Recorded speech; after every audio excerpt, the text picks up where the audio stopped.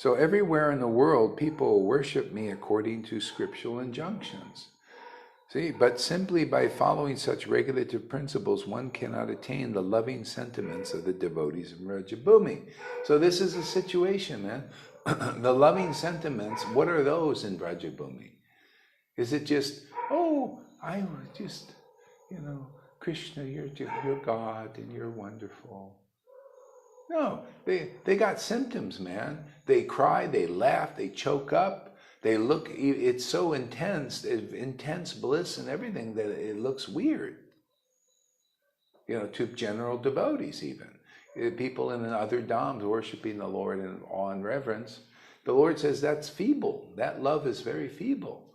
That doesn't overwhelm me. See? Because, we're like mirrors. Okay? We're like a mirror. Okay, so if our worship is of the Vrindavan variety, so we're going to mirror that. We're going to mirror the ecstasy of Lord being overwhelmed. See, it's the Lord who's actually being overwhelmed, and we mirror that in this world.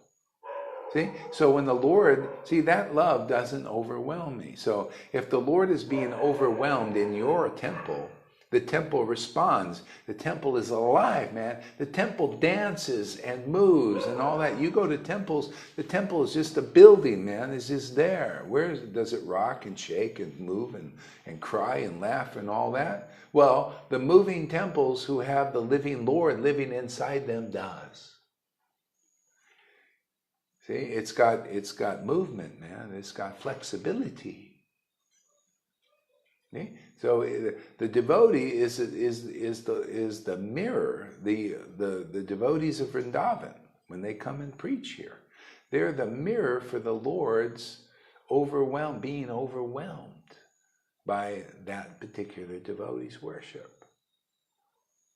Okay?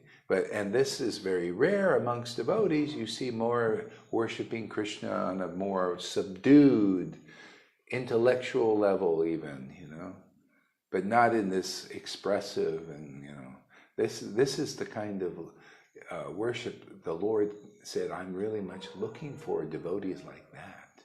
Making devotees like that. To where when they worshiping me, I'm overwhelmed in their own hearts because He's the master of the heart, man. If your heart is if He's overwhelmed in your heart from the way that you worship Him, this is wonderful. He's very happy, and then you say, "Yeah, man, all the modes burn off, man. All the passion, all the ignorance covering your sight, and you see, wow, I just pleased the Lord, and I'm happy. Whoa, what a concept, man! I thought pleasing the Lord was what I taught in Vedic Bhakti. Oh, look at me, my face. Oh, don't you see? I'm not interested in sense gratification. I'm pleasing Krishna. Don't I look like I'm pleasing Krishna? I'm telling you, I'm not exaggerating. The looks on the faces of these nice devotees look like that and worse. Like ghosts are inhabiting there. Because they can't enjoy the world. Because they know too much. They believe in Prabhupada's books. Oh, this don't. Oh, I can't enjoy that. And then they can't enjoy this bliss of Krishna consciousness. And if there's a hint that they say here, a Gaurahari name mentioned, and a little hope starts to glimmer like this, immediately their gurus come in. Don't go there. Don't. Haven't we conditioned you enough with the do's and the don'ts? Oh, don't be happy. Don't. Oh, that guy, look at him. Yeah, he looks happy, but that means he's not pleasing Krishna, because we know you don't look good. It's been taught like this. You look like a morose prune when you're pleasing Krishna. This is our teaching, man, because we know so much about Bhakti. We're your gurus. Follow, obey blindly.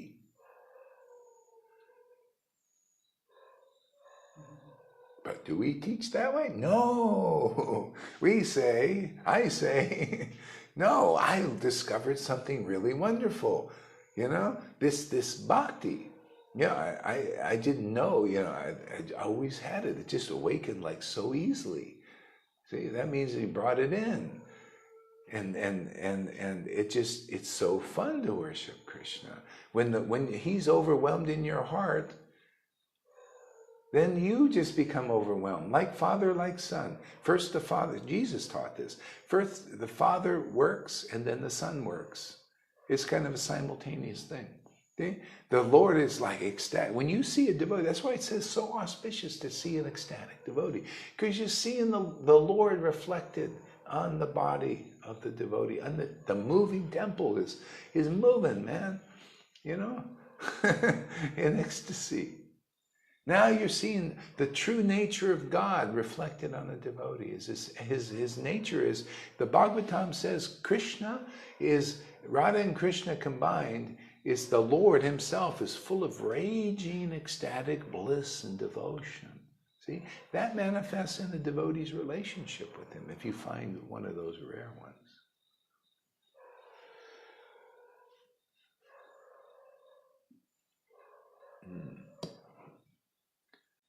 See? But simply by following such regulative principles, one cannot attain the loving sentiments of the devotees of Vrajabhūmi.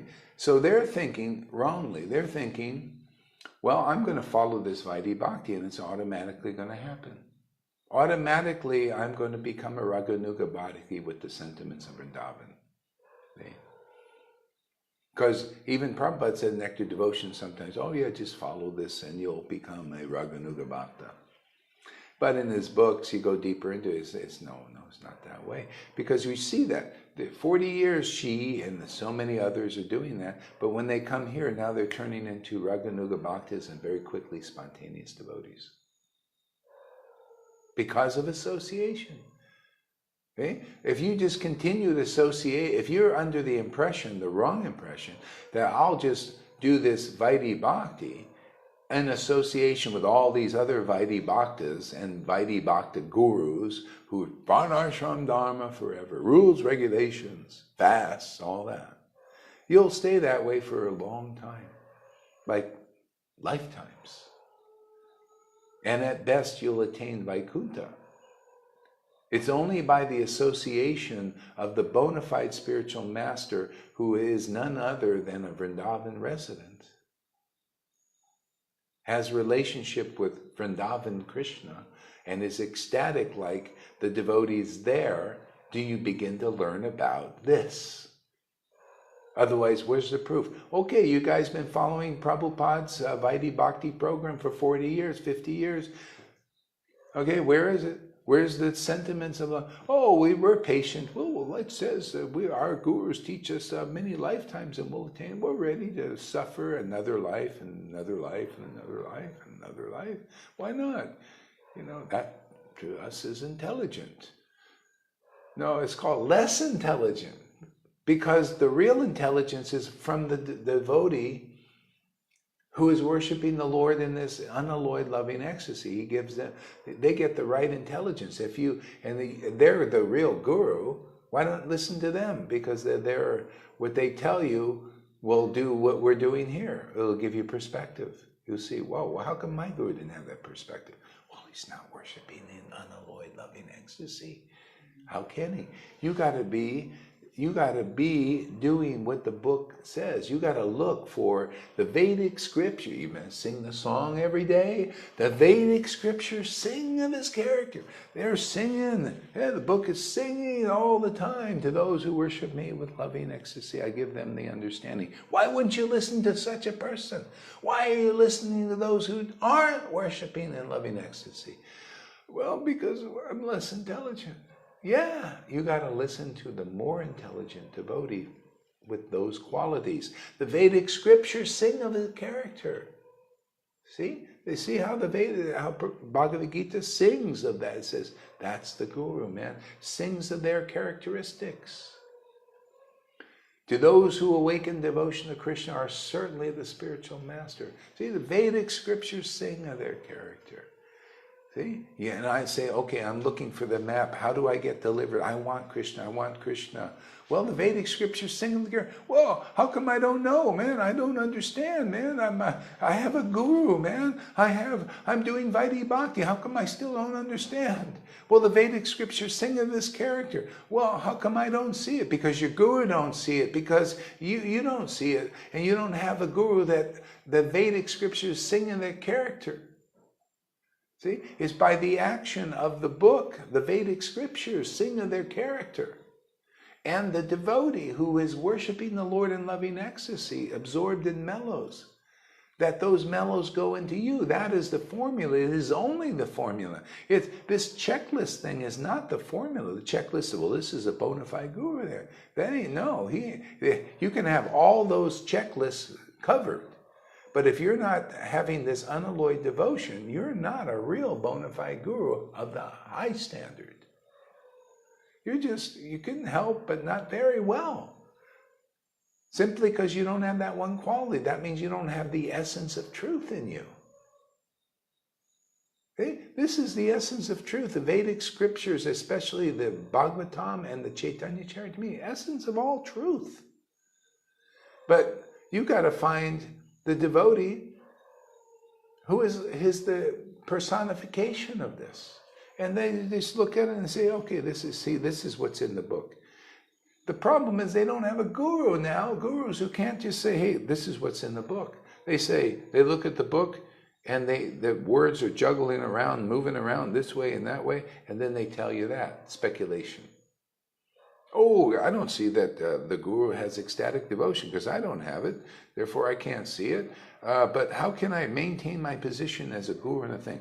Let us get together our GBC or whatever that is, and let us discuss what we can come up with is, since we can't read this book and see it's just self-evident, let us come up with a standard that all can live by and say that this is your God here. This guru is your deliverer here, even though it's not in here because we can't see what's in here. See, they also need help too. You need to meet somebody. How is that going to be done? Well, it's only going to be by preaching. Somehow or other, there got to be some people, maybe one guru out of 1,000 that really wants Krishna, that he'll lead to like somebody that makes a little sense. Is this illogical or logical? Clear? Is this more clear? It gets more clear every day, doesn't it? Amazing how that works by these discussions. Yeah. So, yeah, and if you can't see that everything I'm telling you is in the book, because I got the book right here, I'm pointing your nose in the verse, and if you're really connected with Krishna in this very deep way, you will magnify and clarify, because people need it. They're so blind. Their eyes have to almost be, you have to reach in there and take the scales off their eyes. You know, and just literally take a thing and just pop that earwax out, you know.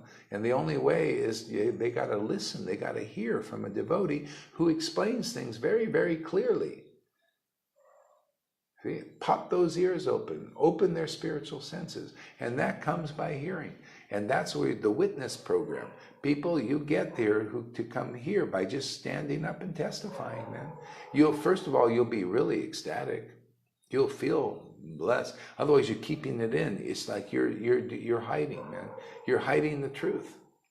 Yeah, you're doing like Prabhupada said, well, if you ever attain self-realization, just walk around like a neophyte, man. But nothing gets done. You can't do it because you're hiding.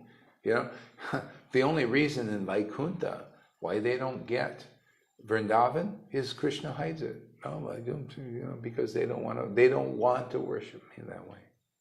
They just like this awe and reverence. Even in liberated Dham, like it's more, oh, Krishna.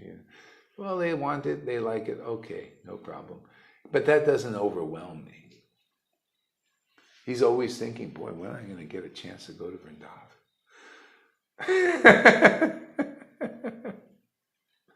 Yeah. So that's it. So for a long time, the Lord hasn't bestowed this. It's been 500 years.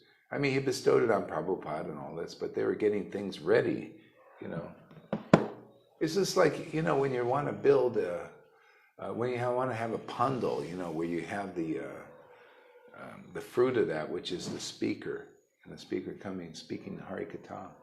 Yeah, build the pandal, you got to build the thing, put the canopies, advertise and all that, right? Well, Prabhupada and the Bhaktisiddhanta and Bhaktivendanta did that. They built the foundation. Foundation really is the book. It's not an external thing. See, they put all their wrote books. Even Bhaktisiddhanta said, if you get money, print books. Temple's okay. He saw a necessary thing. That's getting everything ready. For what? For us. All this is for us, our Sangha, man.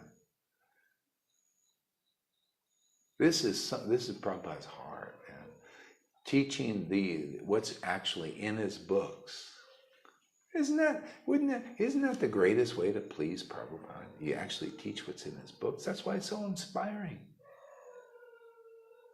Yeah? Do you think that inspires Prabhupada to write a whole bunch of books, another Bhagavad Gita, and get people to read that and say, well, we're mixing this together? Didn't he say to his own devotees, hey man, read my books. Okay? Read my books. And don't read their books, because their books they're not giving clarity on his books. So actually, we've got a book coming out, but you see, our book is different. See, our book reaches into Prabhupada's books and magnifies and clarifies so that people can get it more. That's the job of the preachers. That's what the Goswamis, they wrote those books. And then they were empowered to write those books. And Srinivas, Narottam, and Shamananda were empowered to preach what was in those books. They didn't have to write it. It's the same thing here. Yeah, the empowerment here in this fool is to preach what's in those books. And that's what's going to liberate the devotees. Whoever comes to listen here and see there's real authority here, and this has the real approval of Prabhupada, you'll go on to this spontaneous level very quickly and be very happy. But if you don't, you'll remain just doing that, eating unspiced Ch3, man, while we eat the feast. Yeah. This is a feast, man. Wasn't this Prabhupada's happiness, writing these things? Well, my happiness is just speaking these things, because this sound vibration wakes people up. If you don't have this kind of ecstatic worship that the devotees are having here, you got the wrong guru. If you really want Krishna, if you want something else, you got the right guru. Yeah, you got the wrong guru if you really want Krishna in this life. Okay? You got to find one who does this, and I haven't seen any, not one. They're all, prancing around, looking really good, maybe even speaking real, flowery and all that, and nicely and all this. But where's the result of transcendental awakening, man? I only see that here.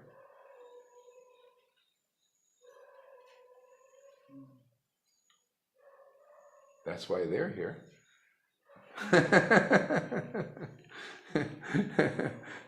That's called intelligence. Less intelligence. See, just by coming here, you become known as an intelligent person. But by going there, you can study all the books you want, but because you don't come here, you're just naturally in the less intelligent file.